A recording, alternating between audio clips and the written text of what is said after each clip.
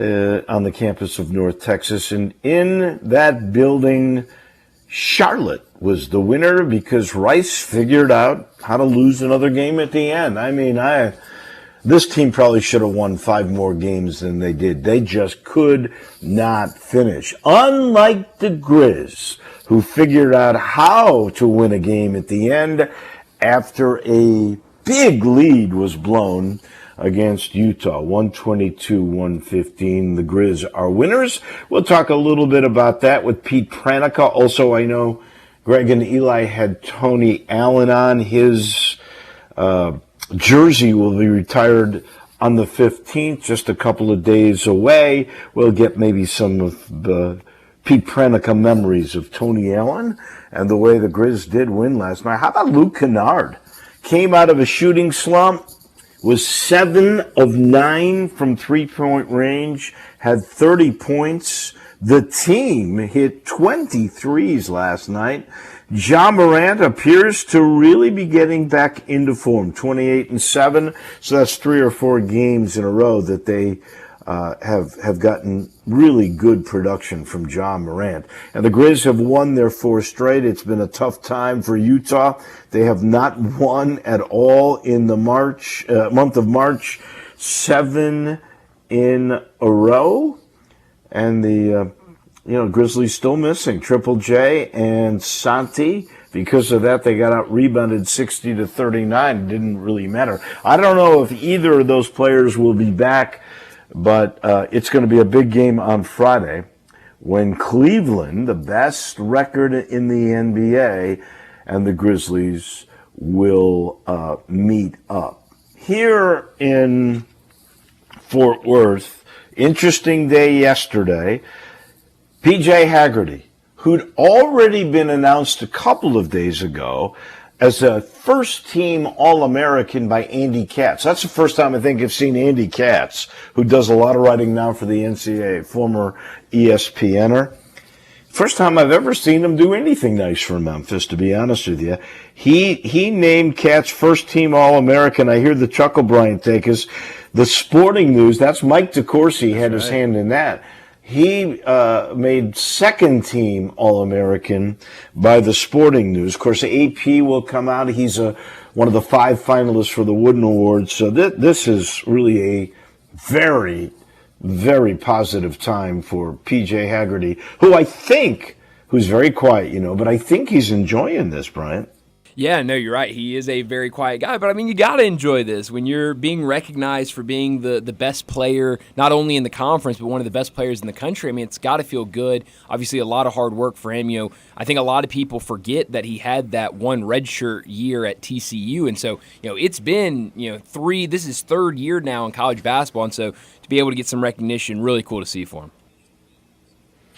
ESPN is making a story that we talked about last week, that pledge by the American schools that they would share at least $10 million worth of revenue over a 3-year period. We learned in this story, because I hadn't realized, I thought it was 3 1/3, 3 1/3, and 3 1/3.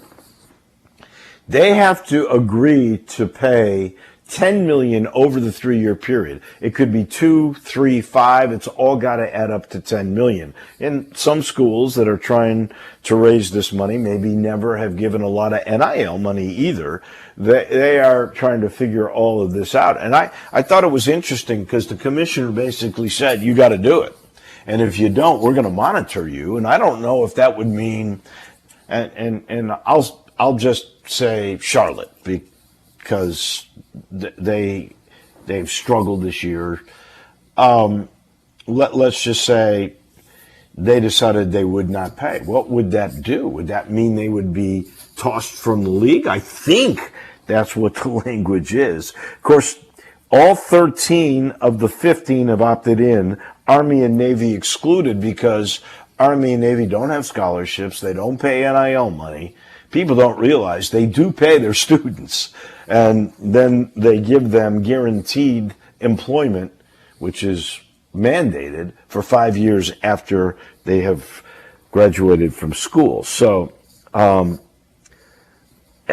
also find it interesting because every one of the power conference schools have said it's individual schools that can make the decision how much they want to put out, which I respect. And I think the majority of those Power Fives, because of all the revenue that they get, they're going to pay the $20.5 million that they are allowed to divvy up amongst their athletes. I don't know where Memphis will probably be somewhere in the middle. I'm sure they will exceed the $10 million over 3 years. It'll be interesting to see what Dr. Ed Scott's going to do about all of that. But I would say Tulane, Memphis, South Florida, those three would probably be the biggest of the contributors.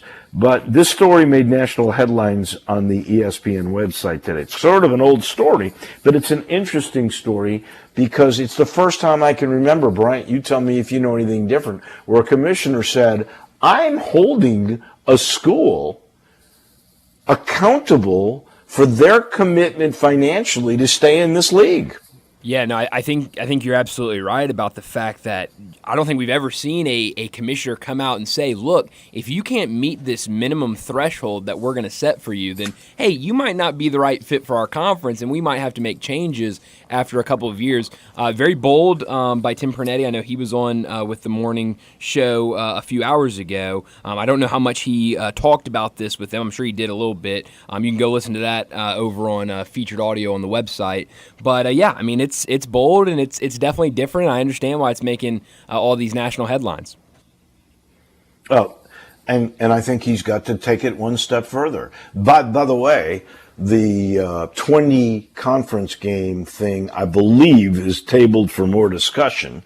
I haven't heard anything definitive about that, but I think he's got a mandate where you can't play teams under 250 in the net or something about that. I mean, Jason Munn did such a good story about 28% of this league's non-conference schedule came against sub 300 net teams. You can't continue to do that because if you do, then your teams at the top get penalized like Memphis, which gets me to another story where Joe Lunardi said the Tigers and Gonzaga are the two toughest teams to figure out on what the committee is going to do.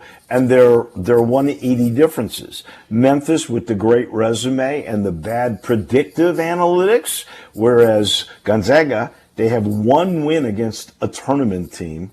That's St. Mary's they just got. And they have great metrics because they blew out everybody. So their resume is terrible. Their predictive metrics are really good. It's going to be kind of fun to watch and see just where Memphis will be placed. Lunardi did say if they get to Sunday, their seed line would go down from where he's got them at 8. I prefer to think, and I don't really know, that Jerry Palm's got it closer, that they are more like a 6. We've moved the Family Leisure Studios to Fort Worth, Texas for today. But you know what? At I-40 and Wooden Road, that pre-season pool, spa, and patio furniture sale is still going on with just fantastic opportunities for you to save money on the pools, on the cold plunges, on the hot tubs, on the patio furniture. You can get them for $800, and they're going to have a drawing. They're going to give away a patio set, a pool, or a spa. Your choice. Just go sign up. And when you get to I-40 and Wooden Road, say hello to Billy, say hello to Lindsay. Make sure you tell them we sent you. Time to talk a little bit more Grizz and the NBA. We bring in the television voice of the Grizz. That is Pete Pranica. Nice night for you. The Grizzlies did figure out how to finish. Dave won 4 in a row. Luke Kennard out of a slump, 30 points. Is that his first 30-point game this year? Good morning, Pete. Yes, good morning. Yes, it's his first 30 this year, and it tied a career high, which he set last year with the Grizzlies. So, and he had missed a couple of games with back spasms, and I'm wondering if maybe the slump wasn't a function of his back not being 100%. Boy, he was 100% last night for sure. Man, that was fun. So What were you thinking when the lead got blown? Of course, this is the NBA, that happens all the time. But the way to figure out how to finish a game. Well, they give it to 12. It's always a good answer. We're seeing Brandon Clark be absolutely fantastic defensively in late game situations, and he's been very good. Taylor Jenkins referenced it after the game that he wasn't thrilled that, Utah got back in the game. Now, let's not forget, Utah was down 21 after 3 quarters in Boston and made it a 6-point game down the stretch. And, the Celtics had to make a couple of threes to put that game away. So, do you like the fact that you gave up a 19-point lead? No. But you like the fact that you responded and you made the plays in the clutch to get the win. So, not ideal, but a win's a win. And all of a sudden you look at the standings this morning and the Grizzlies are second in the West after they were fourth going into the game last night. That is incredible. Four wins in a row can do that for you. That's for sure. John Morant, 28 points, 7 assists last night. This is like the third or fourth game in a row where he appears to be getting back into form. Is that your perception? Yeah, I don't think there's any doubt about it. And he's remained healthy now. He's played 5 games in a row. I think it's the third time he's played 5 in a row. Plays tomorrow night against Cleveland. That's 6 in a row for the first time this season. So there's consistency there. The Grizzlies have gone and they've added a little bit more pick and roll. I think they have added to their playbook that will open up some things for Morant, and he's taken advantage of it. He's done a great job getting to the free throw line. He's been shooting them, pretty well, I think at a career high rate. So those are all good things. And he's now back into a place where when he's on the floor, you get the sense, A, he's the best player on the floor, and B, that he's in control of the game. And his defensive effort has increased tremendously as well. He's playing very good all-around basketball. And because of the depth of talent on this team, he doesn't need to give you 30, 35 points a night. He can give you 25 to 28, and there's a good enough supporting cast around him that you can still carry the day. Is it my imagination, or does it appear he's making a more concerted effort on the defensive side? Oh, without a doubt. And Taylor Jenkins, this goes back to training camp in Nashville, where he sat down with Desmond Bane and John Morant. And as Taylor characterized it, a difficult conversation, which was basically, yeah, you guys are great offensively, but we need you to buy in defensively. Now, you may have some shortcomings, physically, or, you weren't taught to defend, or whatever it may be, but you got to be better. We're not asking John Morant to be Tony Allen, but just to be a better version of John Morant as a defensive player. And the same for Desmond Bane. And both of them have responded because ultimately, as good as the Grizzlies are scoring the basketball at 122 points per game, their ultimate success is going to be, can you stop people on the other end? Because the Grizzlies want to play with pace. And only play with pace if you're getting stops. If you're not getting stops, it's really, really hard to play with pace if you're pulling the ball out of the net all the time. I always thought to play with pace, you've got to be a good rebounding team, too. And you know what? The Grizz got out-rebounded 60-39 last night. Some of that has to do with the fact no Triple J, no Santi. Here comes the best record in the game tomorrow night, you mentioned. Cleveland in town. Will there be any chance that those two guys might be able to play? We haven't heard any kind of updates, and I don't know if you know it all either, but I'm just thinking out loud. It would really be nice for Santi and Triple J to be available. It would be nice. Typically, when guys are coming back from injury, you're going to see on the injury report they're going to go from out to doubtful to questionable, and then they end up playing. And Jaren hasn't been upgraded from the out category yet. Now, we'll get the injury report at 5 o'clock this afternoon and see if that changes at all. Santi with a calf, I'm seeing a lot of guys in the NBA with calf issues, and it usually keeps them out, anywhere from 3 to 5 games. And he came back, I think, for the Dallas game, and it bothered him and re-aggravated it. So I have no idea if they're going to be back. It would be nice, but just looking at the way the Grizzlies report injuries for a guy to return, I would say it's not likely that they would play tomorrow, but we'll see at 5 o'clock. It's Interesting to me that these things seem to go in clusters. Why would there be a run on calf injuries? Yeah, are the floors different? The sneakers are the same. Why would that happen? That's a good question. I don't know if it's overwork or there could be a million different reasons for it. I'm not an expert on calf strains, so I'm gonna tap out on trying to offer a medical opinion here. But but you do see a lot of soft tissue injuries where groin, adductor, calf, which is better than guys blowing out ACLs. That's for sure. No doubt. Is it all the weight training? I don't know. I really don't know. But it does. I just when you do your charts every single day, and it seems like everybody has somebody who's out with a calf injury or some type of soft tissue injury. But then again, we're 60-plus games into the season. It's that time of year where everybody is aching and hurt, and it's a matter of managing and rest and treatment and trying to figure out just how much you can give your team on a given night.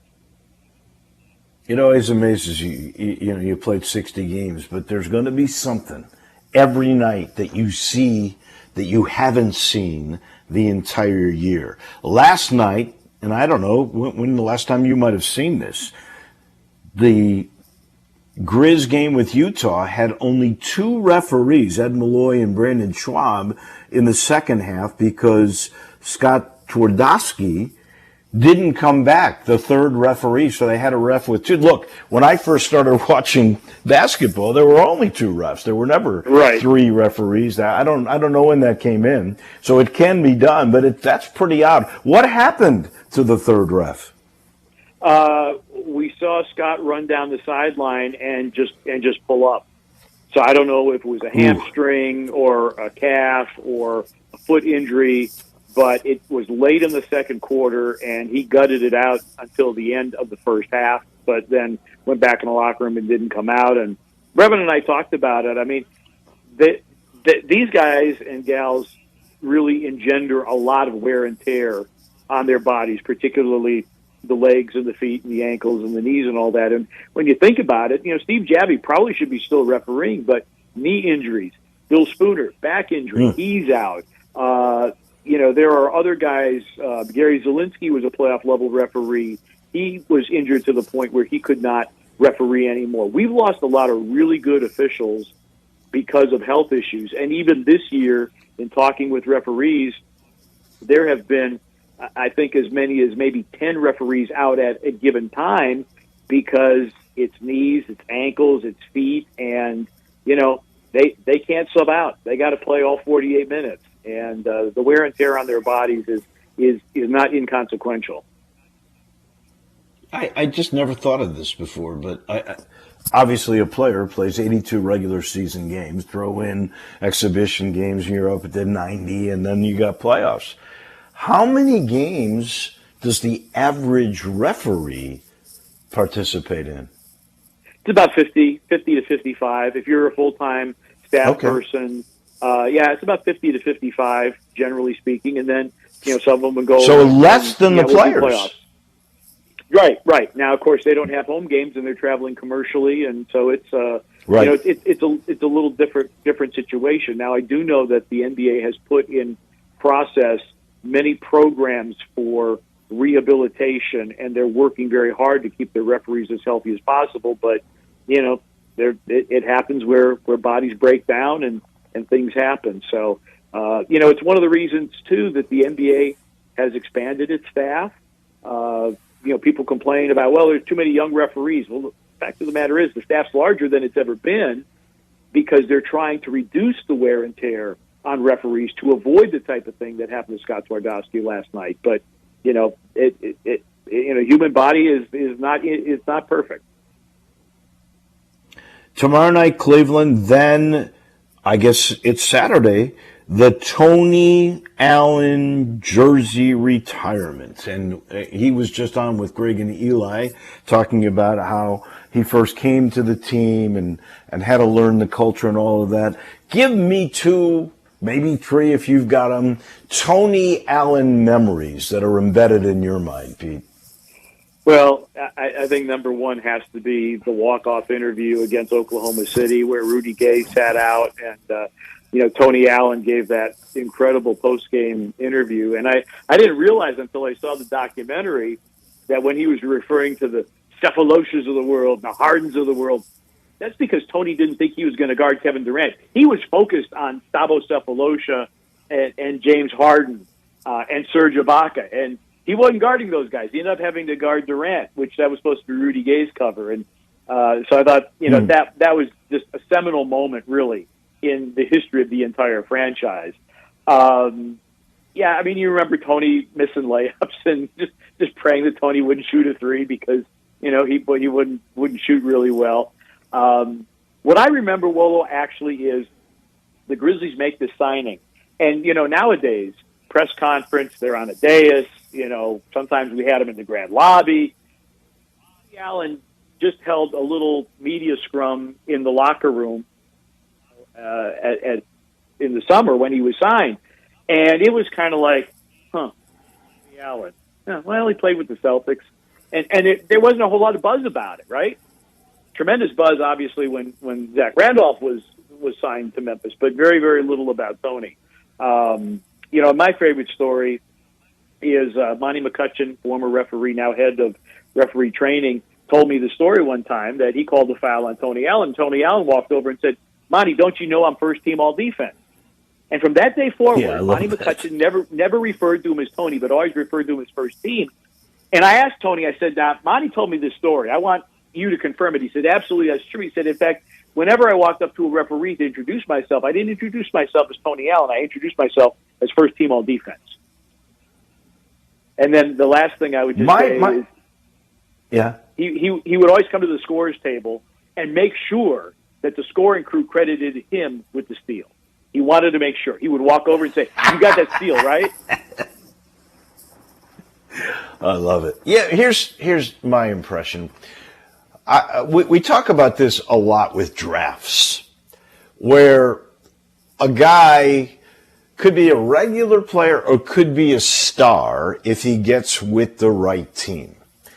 And I would say to you that Tony Allen coming to that group with Zebo and Conley and Gasol was absolutely the perfect fit. Tony Allen is not getting his jersey retired probably anywhere else if it wasn't for this mix of chemistry in Memphis. And that's an amazing story in its own right. He, as you clearly said, did not possess much offensive skill, but he had passion, he had hustle, he knew how to defend, and with that group, he made his mark. I don't think he gets a jersey retirement anywhere but this group. No, you average 9 points a game for your career. You're not getting your jersey retired anywhere. And you know what, Wolo? Let's not forget one other guy, Lionel Hollins, and what he meant to this franchise, and how Lionel made his money in the NBA by being a tough, hard-nosed defender that would not back down from anybody. And so he and Tony Allen, I'm sure maybe they weren't always on the same page because Tony could be kind of out there sometimes, but I think that's synergy between those two guys, and I think they could see eye to eye on how you wanted to be tough and hard-nosed and not back down from anybody. I think Lionel's influence on that group was extremely, extremely important, and I think it played really into Tony's greatest strength. And what's interesting is, have you seen the documentary, by the way? No, I have not had the chance to see it yet. There's a section in there because Tony was a free agent, and Tony really had no intention of leaving Boston. I mean, they won a championship there. Well, why would he go anywhere else? And the offer came from the Grizzlies, and Glenn Cyprien, his old coach at Oklahoma State, said, "Tony, you got to think about your future, and the offer from Memphis is a lot better than the one in Boston." But Garnett and Pierce went to Danny Ainge and pleaded, "We need this guy back." That's how much they thought of him. And, Ainge wasn't going to go there, and the Grizzlies were going to go there financially, and that's how Tony ended up in Memphis. But just to give you a sense of, two of the best players that we've had in the league for a long time, and Kevin Garnett and Paul Pierce, begging their general manager, "Hey, we got to keep this guy." That tells you how much Tony had an impact on the Celtics for sure. Greater with the Grizzlies, but never underestimate the juice that he had in Boston. I do remember the part of the story with Cyprian, because Cip was a member of the Memphis staff. He knew all about the city, and he knew how this city could embrace Tony Allen. That was just perfect timing for sure. Last thing, you just mentioned two great players. Let's go fast forward to right now. And this is a good debate. I don't really know the answer. Who's the MVP? Is it SGA or is it Jokic? Maybe it's Jokic fatigue. I just think Shai Gilgeous-Alexander at every level, offensively, defensively, scores at all three levels, blocks shots, steals the basketball. And look, I mean, Oklahoma City is the best record in the West. That's kind of hard to argue with. You can make a case for both players. I think if I have a vote, which I don't, it's Shai Gilgeous-Alexander. There every single night, productive every single night, and the best team in the Western Conference. To me, the combination of team success, what he does on so many levels on both ends of the floor, and so productive and so reliable. SGA gets my vote, but Jokic a very, very close second on my ballot. But if somebody were to vote Jokic over SGA, I wouldn't give him a sideways glance at all. I'm with you. I tend to lean to SGA, and maybe we'll see how the whole rest of the season plays out. But clearly, at this point, I would lean that way. But Jokic is doing some things that are just like, oh, really? Like the 30-20-20, which we'd never seen before. Right. Yeah, he's an amazing basketball player. There's no question about it. Pete, as always, thank you. Rest your voice up. You got a couple of games the next couple of days, and we look forward to chatting again next week. Sounds good. Thank you. That is the TV voice of the Grizzlies. That's Pete Pranica. We take a quick break. We're switching gears. Golf. The Players is this week. I went and played Audubon because I finally got cleared to play golf after my shoulder replacement. Made me think, what's next for City Golf? We bring in our friend to talk golf, Mickey Barker, head of City Golf. He comes your way in just a minute. Start your day with Sports 56 Mornings with Greg Gaston and Eli Savoy. Weekday mornings from 7 to 10, right here on Sports 56 and 98.5 FM. It's time for the Ram Truck Month and Jeep celebration to get on down at Gossett Chrysler Dodge Jeep Ram Fiat all the pipe. 2025 Ram 1500 Tradesman Crew Cab all I do. We got it going on at $13,335 off MSRP. Plus 2024 Jeep Grand Cherokee 4x4 4-wheel drive. Now $13,119 off MSRP. 2024 Dodge Vernon GT all-wheel drive. Most powerful gasoline-powered SUV in its class. $12,637 off. And 2025 Jeep Compass Latitude now just $24,796. Plus 0% for 72 months is available. So try past the rest and come to the best. Gossett Chrysler Jeep Dodge Ram Fiat on the pipe. Online GossettMotorCars.net. If you want it, we got it at Gossett Motorcars. 74023 MSRP 51650 Cherokee RC 106867 MSRP 65210 Hornet R3 A08452 MSRP 44620 Compass SG5 67774 MSRP 29765 includes all rebates and incentives PF 895 excludes tax credit license CD for complete details offer valid to end of the month with group credit dealer stock only. Moving is stressful, but Black Tie Moving can take the worry out of the process. Whether you're moving across town or across country, moving your home or your office, or personal moving concierge from Black Tie Moving will work with you to design a home that fits your budget and needs. And they're available 24/7 to answer any questions you have. Give Black Tie Moving a call at 901-316-6196 or go to blacktie.com/Memphis to get your personal, no obligation quote from the moving experts at Black Tie Moving. Is your wife asking you to stop eating junk food? We have it covered at Humdinger. It's quick, it's healthy, and most important, it tastes amazing. Many choices from salmon salad to rainbow trout and grilled asparagus. Come visit us for lunch at Humdinger, 6300 Poplar Avenue. So good, Coach Penny eats with us weekly. Don't forget, Humdinger's offers full-service catering for weddings, social events, or your corporate lunches. You can call 901-260-8292 to find out more. I'm Sean Sewer with XMC Technologies, your local source for the best in office technology for over 30 years. We believe that being a technology partner means meeting our clients' needs as they change over time. That's why I'm happy to share that we are now Visual Edge IT. As cyber attacks continue to be a growing threat, our customers are asking for more cybersecurity and ransomware protection. For more information on how to protect your office, visit us at visualedgeit.com or call us locally 901-737-8910. I'm Gary York. I'm the service director of Lexus in Memphis. Our service department wants to be more than just a place where you get your oil changed. We do glass repair, windshield replacement, recalibration of your camera and sonar systems, even wheel repair, tire replacement, all the things you would expect from a luxury automotive dealer. Please check out our website. You can schedule your appointment, check out our specials, hours of operation, or if you'd like to do it in person, please reach out to one of our associates at 901-271-5199.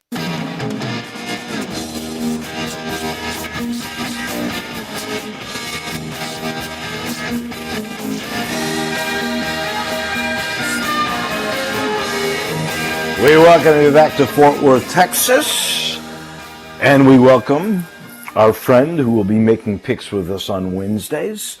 Every golf week is Mickey Barker, the head of public golf. I got to play for the first time Audubon, and I'm so pleased with the way it all looks. I know you got a clubhouse. I think you were delaying it a year for budgetary purposes. Mickey, if you don't mind, sort of give us an update on City Golf as we get ready for the real start of the 2025 golf season. Good morning. Sure. Good morning, Dave, and Happy New Year. We're getting there. We're getting close. The golf season's coming really fast. You know, we're at the Players Championship is going on this week, and so golf season is coming really quickly.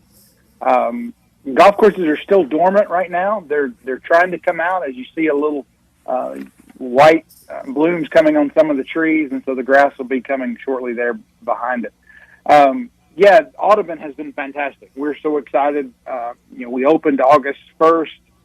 As we talked last fall, the response has been fantastic between the golf course, the driving range, the short course. Tremendous amount of play. We've gotten exceeded expectations. We didn't think we'd get quite that much, but we love it. We are very excited for everybody to come out and play. The driving range, we will this spring as we get into green up. We'll actually go onto the grass and get off of the mat, and so I know there's a lot of people that will be excited for that. I am amazed. I use, because of where I live, I use Cherry Drive between the golf course and the Botanic Gardens quite a bit, so I go past that. I know you got lights there. Have the amount of people using that driving range surprised you? Because I'm astounded. It has. We expected to be very busy, but it has exceeded expectations. As we go forward, we're looking into some more technology for the driving range. We're working, doing some proposals with Top Tracer Golf, which is owned by Callaway. Wow.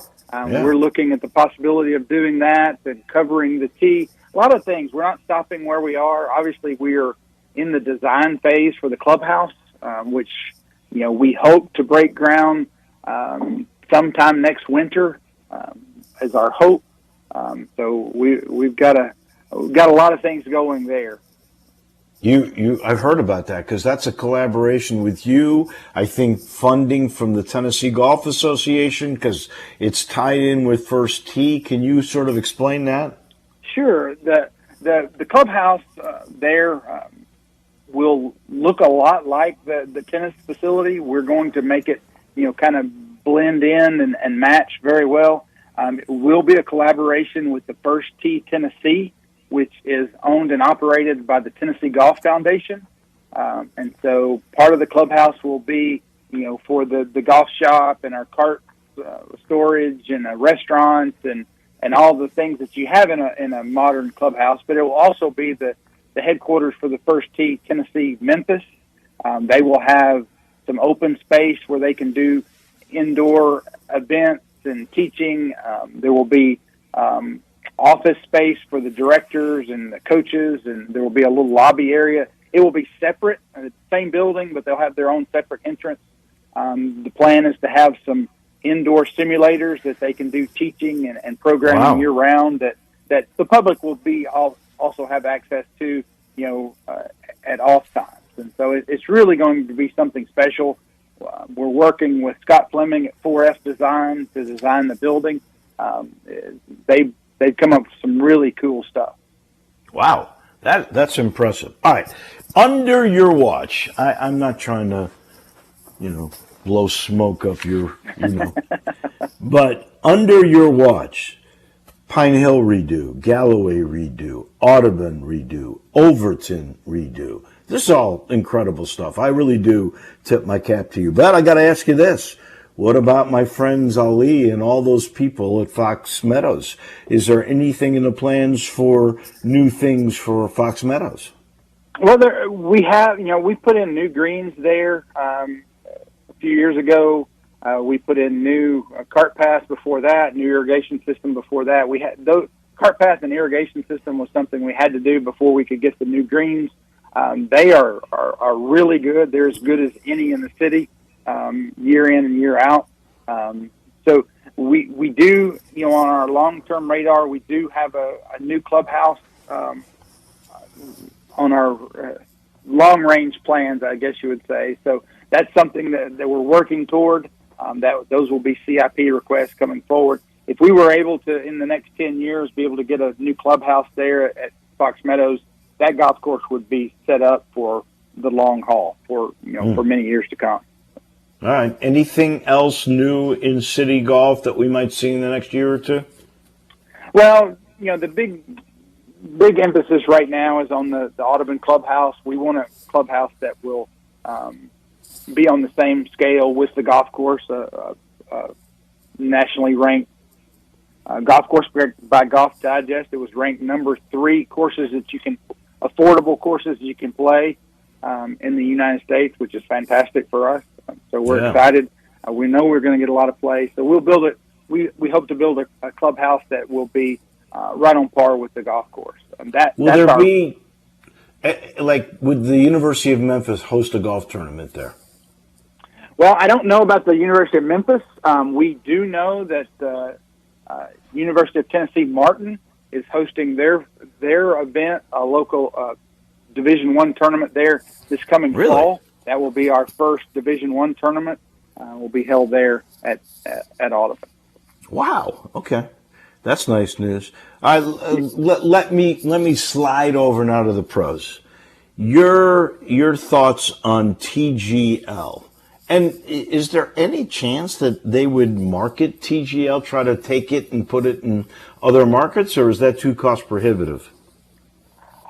Well, the one thing that seems like they do have is plenty of money. So it doesn't really seem like money is an issue with them. I think it's pretty cool. It's not going to take the place of PGA Tour golf on the weekends, Thursday through Sunday, but during the wintertime, it's something fun to watch. The guys seem to really enjoy it. It's not regular golf, it's simulator golf, but it's neat to watch and fun. Looks like the guys had a lot of fun, and ESPN got a lot of viewers on it. So I think it's here to stay. I think they probably will take it, build some other venues so that everybody's not playing in the same exact location. Although most of the guys playing live right there, so it's easy for them to drive over. I just don't, that green would be very costly to try to put, if you were to franchise this in other play, like Topgolf. I think it would be pretty difficult to do that, but it would, maybe that'll be the concept. We'll see. Tiger Woods, out of the Masters for sure. Achilles tear. Is this the end of Tiger Woods? You never can say the end of him. I heard a few orthopedists talking on the radio this past week about that he's doing the non-invasive surgery for the Achilles. Chances are by this time next year we're going to be talking the same way. Is he going to play the Players? Is he going to play the Masters? So I definitely don't think he's done. I think he'll play some more. especially as he turns 50. When he can ride a golf cart, I think you'll see him back with a vengeance, especially on the I hope you're right. You know, he won't be able to play the Players next year. This was his last year of eligibility going back to the 2019 Masters, unless, you know, maybe they gave him a special exception. You never know for sure. Right. If anybody's going to get one, he would get one. Yeah. Your thoughts about PGA and the Live Tour? Anything going to happen there? You know, last month we had our annual PGA meeting in Franklin, and Don Ray, the president of the PGA of America, was there, and Austin Chen and I were lucky enough to kind of get him cornered off to the side, talk to him a little bit. He was extremely optimistic that something was going to happen in the next few days, as were we all, but it didn't. And it seems like once they met with the president, that the momentum kind of slowed. So there must have been some things that came up in that meeting that neither party was happy about. You know, at this point, it doesn't really matter to me. I'm pretty happy with the PGA Tour. If those guys want to stay on Live, that's fine with me. Me too. I'm with you. Yeah, we got plenty of stars, and guess what? New stars come along all the time, which gets me to last question. We got the Players this week. We're not too far away from the Masters in the first major. Who are the 2 or 3 players that you are really looking forward to having big years? Well, I think, you know, the easy pick is Scotty Scheffler. He's off to us, for his standards, he's off to a little bit of a slow start, although, you know, he didn't win last year until I think his first win may have been the Players. Masters. Players, you're right.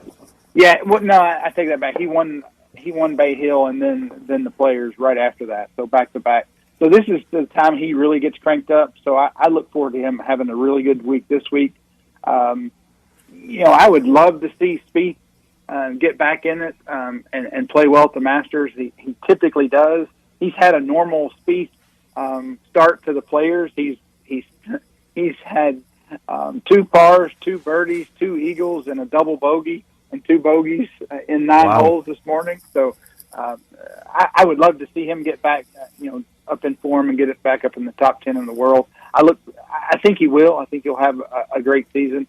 And then Oberg, exactly what he does. You know, he seems like a machine playing.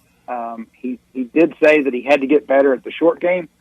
So I think once he gets a little bit better around the greens, he may be quite a force out there. I was also going to throw in as a guy I think was starting to come into form was Morikawa. But, you know, not talking to the press and the Rao getting heat and trying to defend it and basically saying he doesn't know anything to anybody. I think it's a bad turning point for Colin Morikawa. I think so, too. And some of the talking heads, you know, on the Golf Channel and different places, the radio, really roasted him about that. And I really think they should have, because, you know, his money comes from the media, the TV rights, the radio rights, all those things. If it weren't for them, you know, he's not playing for near as much money. So taking 20 minutes, even though you're mad, you're upset, might not be a bad idea. So I think it was a bad look for him. I think he'll learn from it and probably do a little better coming forward. Oh, I hope so, because that press conference yesterday was not a good one for him by any means. As always, Mickey, I appreciate it. We'll be making picks starting with the Masters. Can't wait for all of that. Thank you for coming on today. Sounds great. Looking forward to seeing you out on the course, Dave. Yeah, me too. I love it. I can come back and play golf again. You never know how badly you're going to miss it until you can't play. That's Mickey Barker, head of Memphis City Golf. I should point out, Ron Higgins off today, Jarvis Greer off today. They'll be back with us next week. We've got picks we're going to make because of their absence, and I'm not going to be here tomorrow. So Bryant and I, he has now got a lead on me. He's 11-7. I'm 10-8. We'll do that in just a minute. It'll be brought to you by Grind City. And don't forget, the Gator Patrol is a perfect springtime drink. It's that sweet, tart, refreshing, a sour for summertime. It's a fruited sour. and it's got the subtle, perfect balance of a hint of cream. You're going to love this thing. You're going to love the beer. You're going to love the place. They're building a big stage right on their beautiful grounds next to their modern brewery, just a little north of downtown, where you can see the city buildings, you can see the bridges. It's a beautiful view, and you can enjoy the new iconic taste of Memphis. Grind City Brewing's got so many great beers and things like Gator Patrol. Go check it out. You'll love it, I promise. Grind City Brewing. We're back in a minute. We make our picks on college basketball tournaments for today. That comes your way next. We are real sports talk. Sports 56 WHBQ. Available on your radio dial at 560 AM and 98.5 FM, as well as around the world online at sports56whbq.com. Take us with you everywhere by downloading the Sports 56 app. And at home, just say, Alexa, play Sports 56. Sports 56 and 95 FM. Sports and Mexican food. You can get the best of both at Los Cabos Mexican Bar and Grill on Summer near Grand. Watch all the big games and all the TVs on all the walls at Los Cabos. And enjoy premium tequila shots anytime for just $5.50. Celebrate every day with reservations from 10 to 3 and happy hour from 3 to 8. Lunch is just $6.75 to $10.99 and margaritas start at $4.99. Experience real Mexican cuisine along with great sports at Los Cabos on Summer near Grand.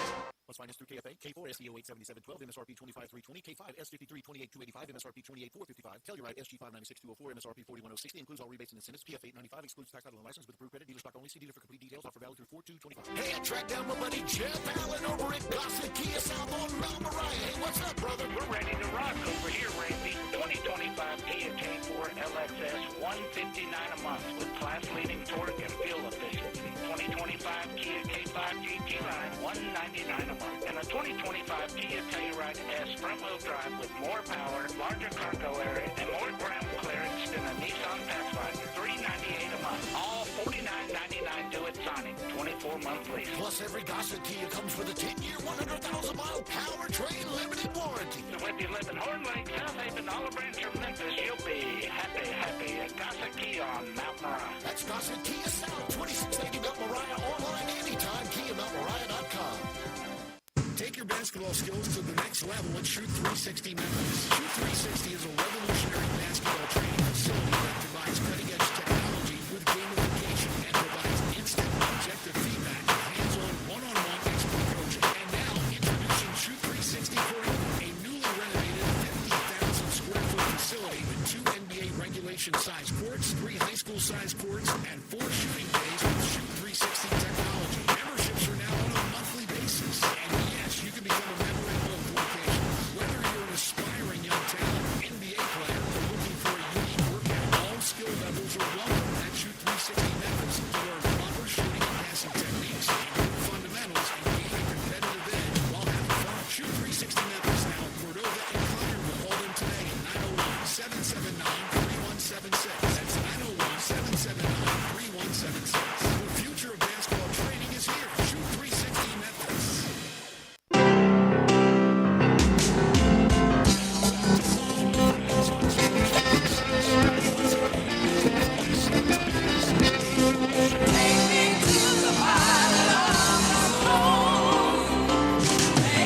Welcome to sunny Fort Worth. Last segment of the week for me. We are not going to be around tomorrow because the Tigers will be playing right around this time. And so we decided we're going to do our pick six right now. And so I'm going to go with 2 games, the 2 best games in this first round of the American, and then the 4 games that are going to be played today in the SEC. So let's start off with the one that is really the most important to all Tiger fans, and that is USF and Wichita State. The Shockers are 3.5-point favorites. There are some people that think both of these teams, based on their last game, have quit. I think Wichita State likes to play Memphis. Unfortunately, I think they want that matchup again. They did split. Memphis should have won in Wichita. Wichita could have won in Memphis. Turnovers were a big part of all those. I think Wichita State's going to win it. I think we're going to get another matchup. I'd rather see USF, but I think Wichita State will win, and I'll give away the 3.5. Bryant, you're a game ahead of me in this particular contest. Yeah, well, I'm going to stay a game ahead of you, at least with this game, because I'm going to go the exact same way as you. I'm taking Wichita. I just think they're the better team. Kind of a short line there at 3.5. I'll take the Shockers. I just think they're the better team. I think, like you said, I think they get up to play Memphis, so I think they're looking forward to another game against the Tigers, so I'll take the Shockers. Tulsa will play Temple. That'll be an evening session game. The Owls are 2.5-point favorites. I think they're a better team. I don't know if Mashburn's going to play. I'm not sure it really matters because I think just Tulsa's a bad team, even though they're coming off that victory over Wichita State, which shocked us. It's only 2.5. I'll go Owls. Yeah, you're right. Maybe a big win for Tulsa to get things going, but I think it's a little too late in the season for that. I think Temple's a better team. Another short price at -2.5. I'll take Temple here. Okay, let's go to the SEC. Arkansas, a winner. That was weird. They up by 3, and John Calipari told the free throw shooter to miss. It was Martin that used to play for FAU, to miss the free throw. He actually tried to miss it, line drived it off the backboard, hit the rim, and bounced in. But Calipari explained himself afterwards. I do unconventional things. I believed they get the rebound. They got 1 second. They're going to heave a 90-foot shot. I'll take my chances with that. And ordered him to do it. He also brought up the thing, if you're up 6 with like 20 seconds, why aren't you fouling then? Because the one thing you don't want is a 3. Foul him, let him go to the line to shoot 2. Interesting things he said. All that, he did beat South Carolina, a terrible team. He's playing a good team in Ole Miss. The Rebels are 4.5-point favorites. I like the Rebels in this one. Wow, our first difference here in picks. I'm going to go Arkansas. In this game, I just think, they'd like to get another win to really, really feel safe for Selection Sunday. I don't know if I think they're going to win, but I do think this could be a close game. Obviously, they had that win against South Carolina, so they were able to get going. Ole Miss, they've had some time off, kind of that rest versus rust. I'll take Arkansas to keep this one close. I would say this. I agree Arkansas has more to play for. But I just think Ole Miss is a better team, or at least played better as a team. You look at Arkansas's pieces, I don't understand why they had the year that they had. Texas against A&M. Texas had their way with Vandy yesterday. A&M again is rested. This is a bigger line, 6.5. I'm still going with the Aggies. I'm gonna go with Texas here. Another super desperate team. I mean, even more desperate than Arkansas is. If they get a big win against A&M, then that would certainly make them feel very comfortable for Selection Sunday. I don't think they win, but I think they can keep this close. If they can knock down some shots, if Trey Johnson has a big game, this is an A&M team that really relies on their defense. Not a great shooting team, so maybe Texas can keep it close. I'll go with the Longhorns. All right, so we differ on 2.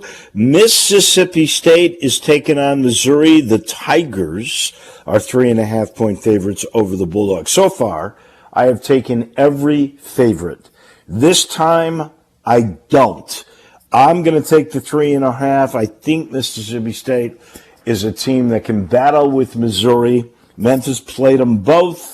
Memphis beat Missouri, got beaten up by Mississippi State. I just think Mississippi State is due to play a pretty good game, and I'm not convinced Missouri is a great team. They're both probably in the NCAA tournament anyway. I'll take the Bullies.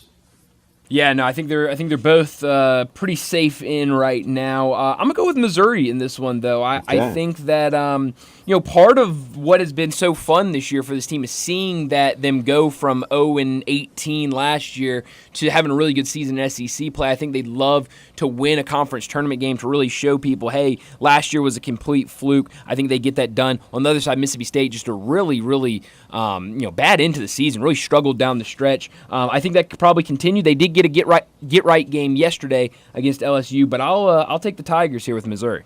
All right, so we differ on 3 of the 5. Last one, Oklahoma against Kentucky. The Wildcats are 5.5-point favorites. I love Porter Moser, but I just don't think his team is ready. Kentucky's ready to make a move. They're the better ball club. I'll give the 5.5 away. I'll take Kentucky. Wow. All right. So we're different. Right. It's going to be different on a lot of these. I'm going to go with Oklahoma.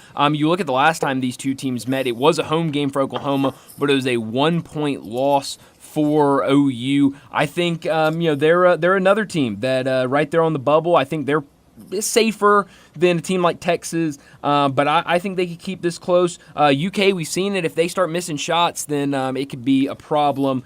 We know they've been dealing with injuries. I don't know the injury status for their guys, but I'll take the Sooners here. All right, we could see some separation between you and me, my friend, Yes, we as could. well. And those are our picks brought to you by Ken Garland Custom Home Builders, the third generation's here. Williams in the business.